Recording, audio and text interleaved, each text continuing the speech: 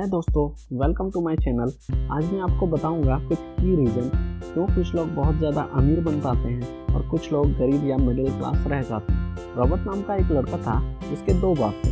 अब आप कुछ गलत मत समझिए, पहला उसका खुद का बाप था और दूसरा उसके दोस्त का बाप था जिसे वो अपना मुँह बोला बाप मानता था।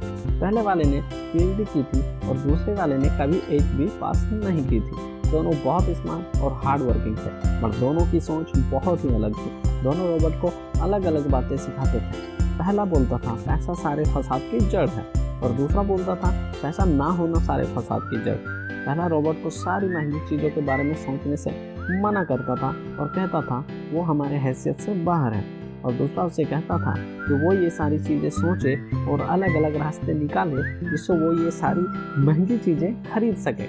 ये करने से उसका दिमाग तेज होगा और उसे नए आइडियाज़ भी मिलेंगे।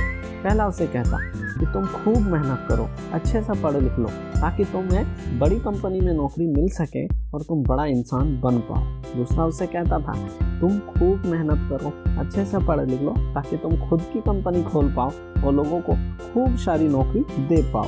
बट के पास एक एडवांटेज था, उसने अपने दोनों बापों को उनके अलग अलग सोच के साथ बढ़ते और उनकी तरक्की देखी। उसने अपना दिमाग लगाया और दूसरे बाप की बात मानी और फॉलो की, जो कि बाद में मायावी फ्लोरिडा का सबसे अमीर इंसान बना और उनकी बताए बातों से उसने खुद करोड़ों कमाए, जबकि उसका पहला बाप जिंदगी भर गरीब रह गया। सबसे इम्पोर्टेंट बातों में से एक बात जो रॉबर्ट ने अपने अमीर बाप से सीखी वो थी फाइनेंशियल लिटरेसी, जिसका मतलब है असेट्स और लायबिलिटीज के बीच डिफरेंस जानना। अब आप जरा गौर से सुनिए, ये नॉर्मल कॉमर्स में बताए बातों से थोड़ा अलग है। रॉबर्ट ने काफ़ी इजी शब्दों में इसे बताया है जो कुछ इस तरह है। असेट्स कोई भी वो चीज़ होती है जो आपको पैसे बना के दे या आपके पॉकेट में पैसे डाले, और लायबिलिटीज कोई भी वो चीज़ होती है जो आपके जेब से पैसे निकाले या उसे ख़त्म करे। अमीर लोग अमीर इसलिए होते हैं क्योंकि वो अपने असेट्स बनाते हैं, जबकि मिडिल क्लास लोग बस लायबिलिटीज पे खर्च करते हैं। फॉर एग्जाम्पल, रोहन और सोहन दो दोस्त थे, दोनों सेम सैलरी और सेम पोजीशन पे काम करते थे।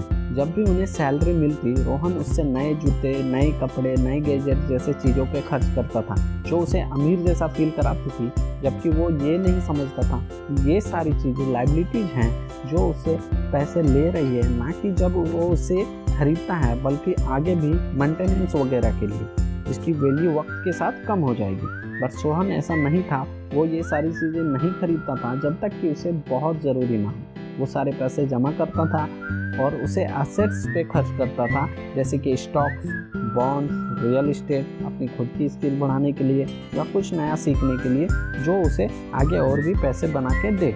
कुछ सालों बाद सोहन करोड़पति बन गया, जबकि रोहन वैसा का वैसा कम सैलरी को कोसता रह गया और कहता था कम सैलरी उसके मिडिल क्लास होने का रीजन है। एक गरीब इंसान का कैश फ्लो कुछ इस तरह होता है, उसे पैसे मिलते हैं और फिर वो उनके ज़रूरी खर्चों में ख़त्म हो जाता है। एक मिडिल क्लास का कैश फ्लो थोड़ा सा अलग होता है, उसे पैसे मिलते हैं और वो उनके ज़रूरी खर्चों और लायबिलिटीज पे ख़त्म हो जाता है। इसलिए मिडिल क्लास और गरीब में ज़्यादा फर्क नहीं है।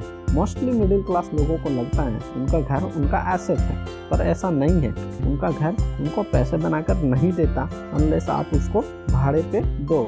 जबकि अमीर लोगों का कैश फ्लो कुछ ऐसा होता है, उन्हें पैसे मिलते हैं, वो उन पैसों से पहले अपना एसेट्स बनाते हैं और फिर उन एसेट्स के बनाए पैसों से खर्च करते हैं। अमीर इंसान अमीर बनते जाते हैं क्योंकि उनके इनकम के सोर्स बढ़ते जाते हैं। अगर आपको अमीर बनना है तो ये बात याद रखें कि इस बात से फर्क नहीं पड़ता कि आप कितना कमा रहे हो, बल्कि आप उन्हें कहाँ और कैसे खर्च करते हो, ये इम्पोर्टेंट है। आपको कंज्यूमर की सोच से निकलकर इन्वेस्टर की सोच अपनानी होगी।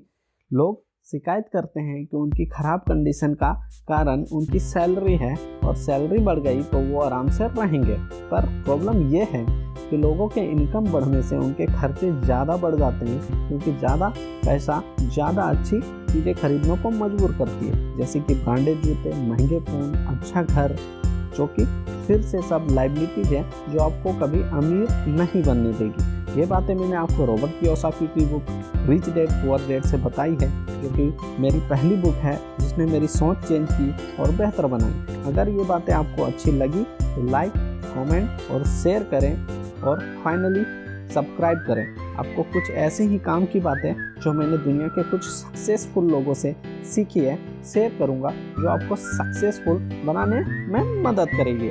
और आखिर में थैंक्स फॉर वॉचिंग।